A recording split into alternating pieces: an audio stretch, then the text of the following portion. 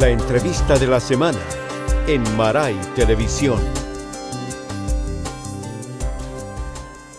Y está en los estudios de Maray Radio en esta oportunidad don Raúl Palma, defensor regional de Atacama, a quien le damos la más cordial bienvenida. ¿Cómo está, defensor? Gusto de saludarle. Bienvenido a Maray Radio. Muchas gracias, Luis, por la invitación, por la recepción. La verdad, las cosas que, como siempre, es un agrado venir a Maray, que es una radio que escucha a tanta gente y que además tiene una página web bastante activa. Sí, naturalmente estamos ahí renovando las informaciones a cada minuto cuando estas se están registrando.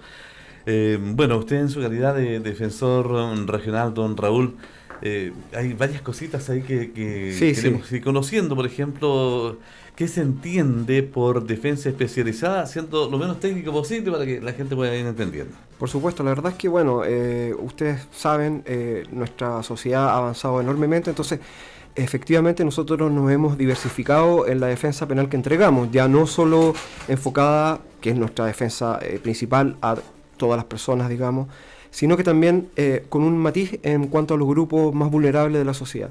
Y en ese sentido tenemos una defensa, bueno, especializada en adolescentes, en jóvenes, una defensa también vinculada a las personas condenadas, privadas de libertad, que han recibido ya una pena, y por supuesto también otros grupos como por ejemplo pueblo originario, personas pertenecientes a otros países, extranjeros, migrantes, colectivo LGTBI. Entonces la idea es justamente diversificar la mirada de la defensa y darle una prestación jurídica acorde a las necesidades que esas personas necesitan y requieren. Perfecto, o sea, cada segmento va teniendo su propia defensa dependiendo de los casos que se vayan presentando. Efectivamente, de hecho, hace poco sacamos un manual de actuaciones mínimas con enfoque de género, porque efectivamente la defensa de pronto en causas de violencia contra la mujer requieren un enfoque distinto y no pueden llevarse a cabo como cualquier defensa penal general, digamos. Perfecto. Así es que esa es la idea un poco, tener distintos espacios de trabajo con los grupos más vulnerables de la sociedad y de esa manera fortalecer el acceso a la justicia de todas las personas.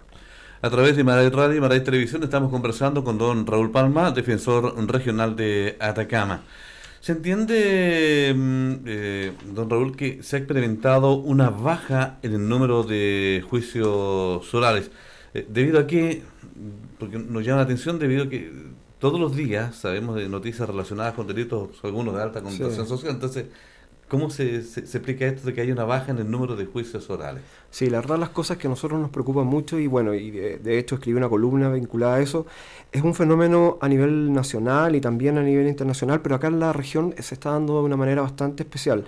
Tenemos un 50% menos de juicios orales comparativamente entre 2017 y 2018, y este año vamos como en una misma línea. Y eso es preocupante, ¿por qué? Porque el juicio oral efectivamente es una garantía para todos. Es primero que todo una garantía para las personas que nosotros defendemos, los imputados, por lo que, digamos, tienen derecho justamente a un juicio oral público y contradictorio, exponer sus pruebas, contradecir, digamos, los elementos probatorios que lleva el Ministerio Público. Pero fíjese que también es una garantía para las personas, para la sociedad en su conjunto, porque las personas, cualquiera puede ir a un juicio oral, verlo, presenciarlo, son absoluta y totalmente públicos y por lo tanto hay una transparencia de la justicia. Y las personas tienen la absoluta certeza de que la persona que fue condenada o absuelta lo fue sobre la base de un juicio llevado a cabo con exposición de ambas partes, y efectivamente la persona fue condenada más allá de toda duda razonable por un tribunal colegiado o en un caso absuelto. Por contraposición tenemos procedimientos que son más bien consensuados, procedimientos que son negociados, como los procedimientos abreviados, los procedimientos simplificados del artículo 395. Entonces, lo que nosotros vemos que se ha expandido mucho la utilización de esos procedimientos negociados que se hacen en el Tribunal de Garantía, y ha bajado, por lo tanto, entonces este cúmulo de juicios orales que iba increciendo durante toda la historia del sistema procesal penal. Y eso, como le digo yo, tiene un problema de transparencia, pero también tiene un problema efectivamente de que algo está funcionando mal, en el sentido de que pueden ser incentivos perversos de pronto, ofertas que se hacen por parte del Ministerio Público a los imputados que les pueden resultar más atractivas para evitar el peso del proceso penal, que efectivamente hoy día el proceso penal de pronto se torna en el castigo real, porque son, digamos, procesos muy, tensos desde el punto de vista de la gente, de lo que observa. Ustedes lo han visto, los mismos medios de comunicación, cuando se enfrentan a casos de connotación, están ahí presentes. Muchas veces esas personas quedan privadas de libertad, lo cual implica perder su trabajo. Entonces, a veces las personas, para evitar lo extenso del proceso, optan por estos procedimientos, ¿no es cierto?, negociados, y salen anticipadamente de la situación procesal en la cual se encuentran. ¿Eso se llama juicio abreviado? Juicio abreviado, o bien, en los casos menores, juicio simplificado efectivo. Perdón, del 395. Entonces, eso por un lado, claro, es una forma de descomprimir el sistema, pero a nosotros nos llama la atención que en estos procedimientos no existen las mismas garantías, no existen, digamos, los mismos derechos ni los mismos resguardos procesales que permitan una igualdad de armas efectiva, porque lo que uno hace en un procedimiento abreviado es justamente reconocer los hechos que están siendo investigados en la carpeta del fiscal, y con eso, más bien en el 99,9% de los casos, tú estás condenado.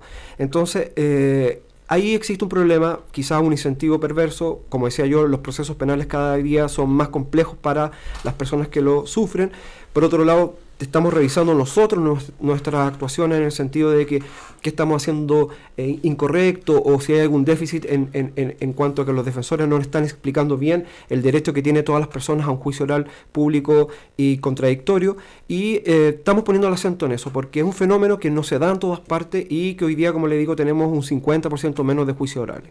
Señor Palma, me imagino que debe ser muy difícil el rol de un defensor, debido a que muchas veces la Fiscalía presenta métodos de prueba, pero el defensor de igual forma debe atender al imputado y defenderlo, incluso solicitando algunas cautelares, como usted indicaba recientemente, ¿no? Evitando que éste vaya a prisión preventiva o que vaya directamente a la cárcel. Bueno, la verdad las cosas es que nuestra labor es muy importante. Nuestro eslogan, conocido por todos, ¿no es cierto?, es sin defensa no hay justicia. Nosotros estamos claros que eso formamos parte del debido proceso, y la verdad las cosas es que nosotros tenemos un compromiso muy importante con las personas que defendemos, y efectivamente con la concreción de un derecho a defensa que es un mandato constitucional e internacional. Entonces, la verdad las cosas que es justamente lo que usted señalaba. O sea, nosotros tenemos que contrarrestar todo el poder punitivo, que es muy importante, muy amplio y muy poderoso, porque la verdad las cosas es que el Ministerio Público tiene un presupuesto enorme, es autónomo, tiene a su cargo, ¿no es cierto?, el apoyo de las policías, de PDI, de Carabineros, tiene el servicio médico legal, tiene una serie de instrumentos y elementos que son sumamente importantes para poder llevar a cabo una persecución penal eficiente. Y nosotros tenemos que ocupar nuestros recursos, que son mucho más menguados, mucho menores, para poder defender a las personas. De pronto dicen, pero ¿cómo es posible que existan defensores de delincuentes? Bueno, la verdad las cosas es que nosotros atendemos todo tipo de casos, desde los delitos más graves que hemos tenido en el último tiempo, ¿no es cierto?, en la ciudad y en la región, hasta los delitos menores, los más leves, y eso es una garantía para todas las personas de que van a contar con un abogado y que efectivamente no van a enfrentarse a tribunales y a fiscales omnipoderosos sin ningún apoyo jurídico al lado. Claro, que se tiende a pensar que el defensor defiende a una persona presuntamente culpable, siendo que en justicia el imputado podría eventualmente ser inocente. Bueno, lo más importante de todo es que nosotros defendemos personas presuntamente inocentes. O sea, ese es el valor supremo y superior que existe en todas las legislaciones, y por supuesto la nuestra también. Y eso es tan relevante porque, bueno, algunas veces hemos venido a conversar aquello con ustedes. Nosotros tenemos un proyecto que se llama Proyecto Inocente, en el cual efectivamente nosotros hemos demostrado con casos muy dramáticos el número importante de personas que se encuentran privadas de libertad en prisión preventiva, por ejemplo, o que incluso han sido condenadas siendo inocentes. Y efectivamente esa es una cuestión sumamente grave, que las personas inocentes estén cumpliendo condenas que no les corresponden. Es grave para el sufrimiento que ellos sufren y su familia, pero además también es complejo para la sociedad, porque esa persona que está encarcelada injustamente implica que el verdadero culpable anda dando vuelta por la calle. Entonces, yo creo que es sumamente relevante esto, y por eso es importante lo que yo hablaba al comienzo, lo que conversábamos sobre los juicios orales, donde existe una garantía para todos, para la sociedad, para todos los intervinientes, de que las personas que están condenadas han pasado por un filtro procesal argumentativo de los operadores del sistema mucho más efectivo y mucho más arduo que el que existe en los procedimientos abreviados o simplificados. Ahora bien, si nos llevamos a cifras, ¿qué porcentaje de casos son los que, por poner, ¿no?, en este contexto, ha ganado la Defensoría, por decirlo de esta forma, insisto, don Raúl, versus los casos que presenta la Fiscalía? La verdad las cosas es que el sistema mismo está construido sobre la base de que efectivamente la mayor tasa debería ser de condena. Nosotros tenemos alrededor de un 18-19% de absoluciones en juicio oral. Pero la verdad las cosas que hoy día, como ha bajado tanto el nivel, digamos, de juicio, eso no sé si es una cifra muy representativa. Efectivamente, como yo le decía, en los procedimientos abreviados, la mayor cantidad de aquellos procedimientos terminan en condena. Ahora, evidentemente que la pretensión fiscal de pronto, ¿no es cierto?, es una pena muy elevada y uno consigue penas menores y eso efectivamente para nosotros es un buen resultado. Pero en términos generales nosotros tenemos una tasa que a veces hemos llegado a un 20% y en otras nos movemos entre un 18 y 19% de absoluciones. Es más o menos eso. Perfecto. Ahora pasemos a otro tema, el tema del control de identidad. ¿Cuál es su opinión respecto de esta situación? Bueno, la verdad las cosas que el control de identidad es un tema bien complicado, sobre todo porque es una de las instituciones del sistema policial y procesal, digamos, porque está como en el límite, que ha sido más regulada y modificada durante la existencia del sistema procesal penal. Y la verdad las cosas que es un instrumento policial y procesal que yo considero altamente ineficaz y ineficiente, la verdad, porque hoy día tenemos con el control preventivo de identidad, ¿no es cierto?, que se vino a sumar al control investigativo de identidad, donde efectivamente a cualquier persona pueden, digamos, registrar sus vestimentas y consultar la identidad de las personas sin que exista indicio de ningún tipo de delito. Eso no se traduce en mayores y mejores resultados en el ámbito procesal. Nosotros tenemos tasas de más de 3 millones de controles de identidad al año y eso se traduce en un 2% de personas, ¿no es cierto?, que pasan a control de detención, es decir, que son judicializadas. Entonces la verdad las cosas que lo que vemos más que todo es un control masivo de personas y eso se presta, pero no de todas las personas, se presta para algunos sesgos y eso es muy relevante decirlo, o sea, se presta para muchas veces actos discriminatorios.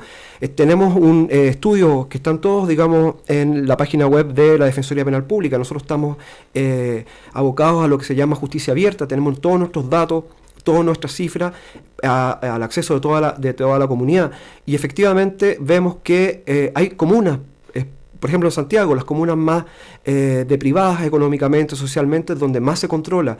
A quienes más se controla es a los jóvenes, a los hombres más se controla. Entonces, de pronto, estos controles tan arbitrarios se traducen en que queda a criterio solamente del funcionario policial la persona que es controlada.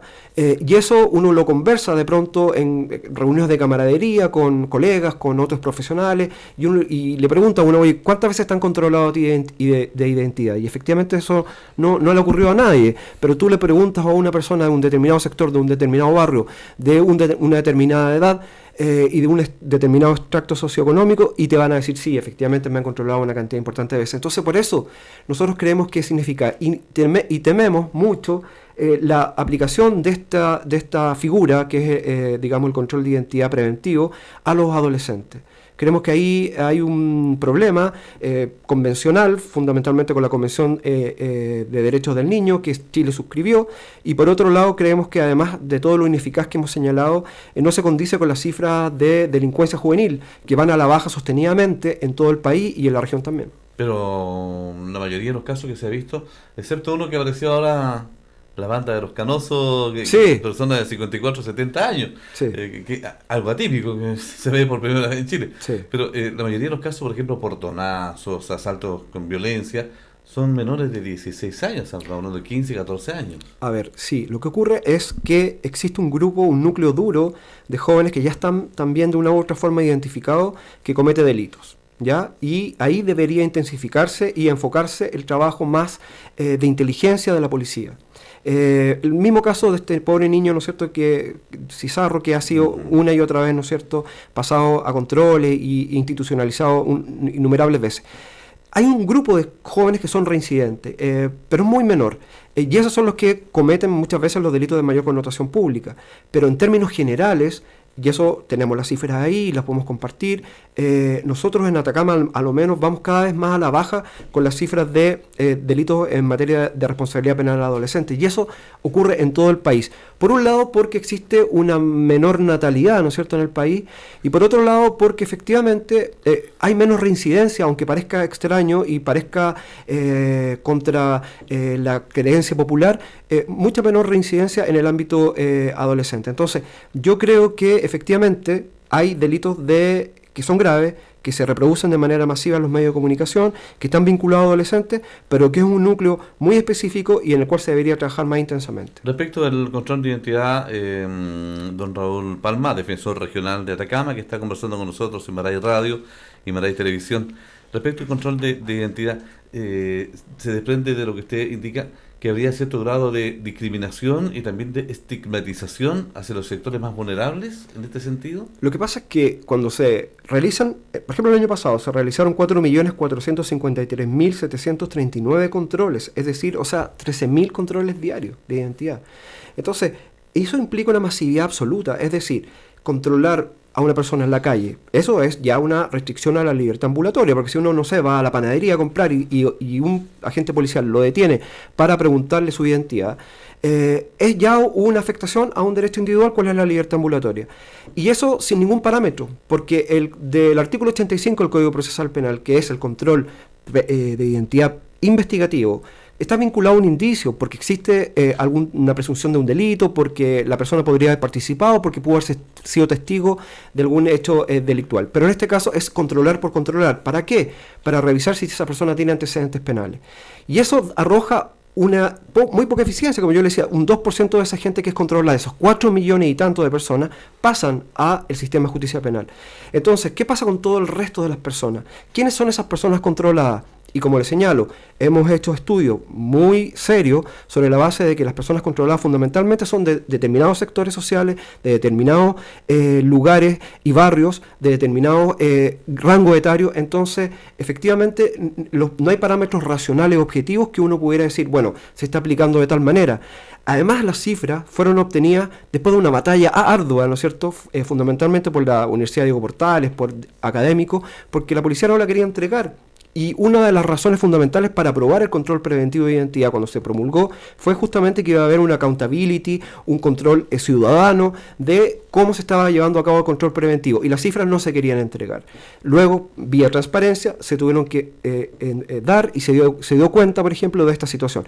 Y se dio cuenta también, por ejemplo, que estando prohibido el control de identidad para adolescentes, igual se efectuaba. Entonces, hay un espacio opaco para la arbitrariedad que yo no digo que se está utilizando sesgadamente ni discriminatoriamente, pero que puede dar pie para aquello. Pero para una persona, por ejemplo, que va transitando por el centro de la ciudad, si me controlan, sí, me va a quitar un poco de tiempo, porque van al biométrico, paso mi documento, no he dicho nada, no me gustaría nada pasar A mí no me gustaría, por ejemplo, el que me contrataran. Por supuesto. Claro, Luis, lo que pasa es que uno tiene que partir de la base de la diversidad de una sociedad. Por ejemplo, a usted no le molesta, pero a otra persona le puede molestar. Puede, no sé, puede implicar un desvío de su itinerario, puede implicar, ¿no es cierto?, pérdida de tiempo, puede implicar un montón de cosas que las personas no tienen por qué, digamos, tener como gravamen. Y fundamentalmente porque esta carga se establece sobre la base del combate contra la delincuencia, de la mayor seguridad pública, y uno ve que eso no tiene una repercusión, una consecuencia lógica. O sea, efectivamente, las tasas de delitos no han disminuido enormemente, la inseguridad se mantiene más o menos en los mismos parámetros. Entonces, si a mí me dijeran, oye, después del control de identidad preventivo, estamos en un mundo pacífico, absolutamente seguro, y los niveles de percepción de inseguridad de la gente han bajado a niveles increíblemente maravillosos, pues bien, todos aplaudiríamos, pero eso no es así. Entonces, por eso yo digo que es ineficiente, y que por otro lado, si bien a personas como usted, Luis, no le molestan, a una persona como yo sí me molestaría, porque considero que es una perturbación de mis derechos fundamentales. Muy bien, son puntos de vista nada más, Sí, don Raúl. Le queremos agradecer que haya estado con nosotros conversando el día de hoy, retroalimentándonos en respecto de todo esto que es tan importante, que tiene que ver con la Defensoría Penal Pública. Usted como defensor regional, mucho éxito en lo que se viene. Muchas gracias, Luis. Un saludo enorme a toda la gente que escucha Maray y que ve sus redes sociales. Muy bien, muchas gracias. Hemos conversado a través de Maray Radio y Maray Televisión con el defensor regional de Atacama, don Raúl Palma. La entrevista de la semana en Maray Televisión.